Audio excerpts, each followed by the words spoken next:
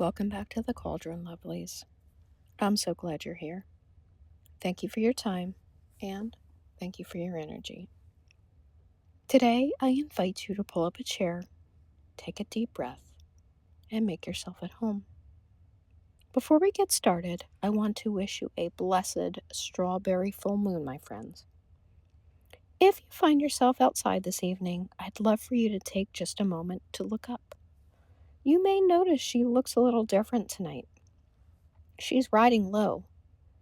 This full moon comes just 8 days after the summer solstice, so she takes the lowest path across the sky all year. She's close to the horizon, and she appears a little larger than usual. Because her light has to travel through more of the atmosphere before it reaches us, she takes on a warm, almost rosy glow and, well, strawberry tinted. Tonight, she almost seems to wear her name. Now I know what the internet is doing right now. I know your feeds are full of it. Make your moon water. Charge your crystals. Write your release list. Set your intentions. Cleanse your space.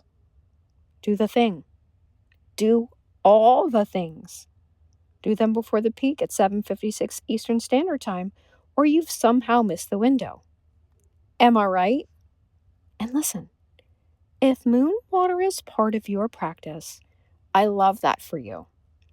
Go put your jar out and collect all of that beautiful strawberry full moon energy into that water. You need to do what feels good and right for you. I support all the things that help you make your practice your own. But that's not where this podcast episode is headed. Today, I want to talk about something a little more gentle.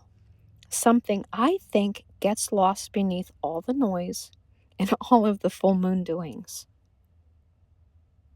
The one thing this moon was named for in the first place. Historically, people gave each full moon a name that reflected what was happening around them.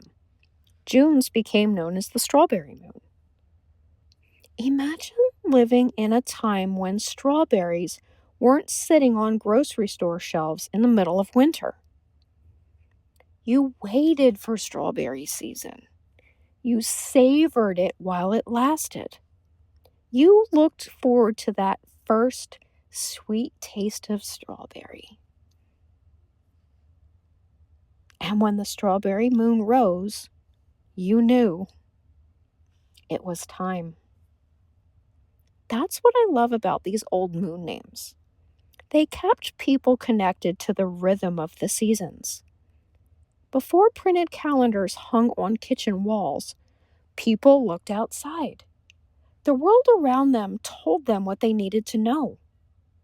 The land had its own language. The warmth of a summer breeze against the skin. Evening light that lingered just a little longer. The earth beneath their feet still holding the day's warmth. And I wonder, when was the last time we experienced the world this way? I think we've forgotten what it feels like. But every now and then, something has a way of reminding us. Like that first truly warm summer breeze. You know the one. It brushes across your skin, and without anyone having to tell you, you know something has shifted. It's gentle. It's comforting. It's moments like these that remind me why I love this time of year. For as long as I can remember, honeysuckle has been part of my summers. It grew beside the house where I spent my childhood. It grew beside the first home I bought as an adult. And miraculously, it grows behind the home where I live now. Every summer, when that sweet scent finds me on the breeze, it takes me right back to my childhood. It's like that little bit of magic has followed me from place to place through every stage of my life.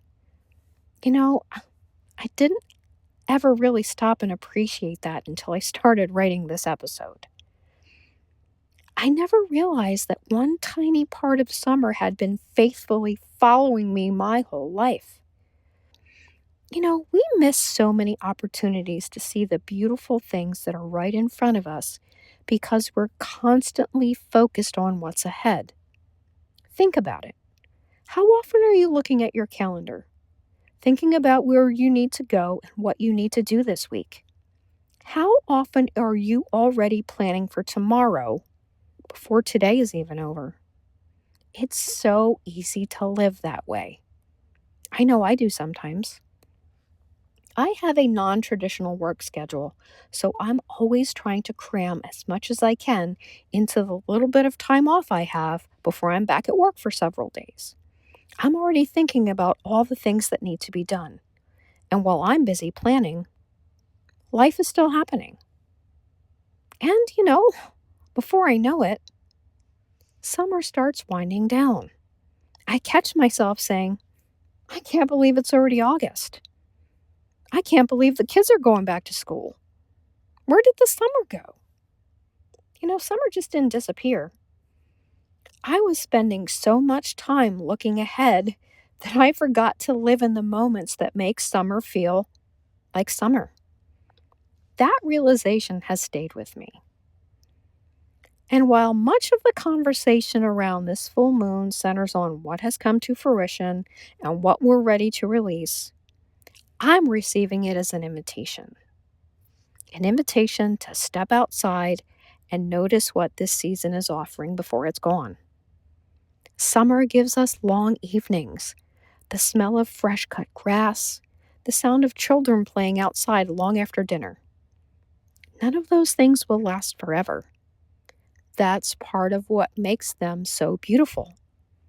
They're meant to be noticed while they're here. For me, one of the simplest ways to stay connected to the season is through the food on my table. I think it's one of the reasons I've come to love eating seasonally. Every season has something to offer if we're willing to receive it. Summer brings strawberries that taste a little sweeter. There's fresh basil growing in the garden. Sweet corn, hot enough to melt the butter the second it hits it, just a sprinkle of salt. Watermelon that drips down your arms when you bite into it. When we eat with the seasons, we're reminded that some things are worth waiting for. Maybe that's something we've forgotten too. Not everything is supposed to be available all the time. I think waiting is part of what makes it so good. For me, it's a garden tomato sandwich. Thick slices of tomato, a generous layer of mayonnaise, sprinkle of salt across the top. Simple, perfect, and it always tastes like summer. And that very same tomato sandwich doesn't taste the same in January. Sure, you can buy tomatoes year round, but they're not the same. There's a reason we spend all winter looking forward to that first garden tomato. Food grown in alignment with the seasons just hit different. And the more I lean into seasonal living, the more I realize nature has so much to teach us. Things unfold in their own time and in their own way. Seeds don't become tomatoes overnight. Apple trees don't rush to bear fruit. Summer doesn't skip ahead to autumn. We're the ones constantly trying to rush the process. We're the ones so focused on the outcome that we forget to enjoy the journey. The seasons don't live that way. They never have. Spring certainly doesn't apologize for not being summer. Summer doesn't cling to the warmth when autumn arrives. Each one shows up when it's time, does what it came to do, and then quietly makes room for the next. What if we started living that way too? So tonight, as you honor the strawberry full moon, I hope you find a little more wonder in the ordinary moments that are right in front of you, because there is magic in what's already here, and there will be magic in what lies ahead. I hope you'll join me next time as we explore how witchcraft changes the way we see the world around us. Until next time, stay steady, stay grounded, stay magical. Blessed be.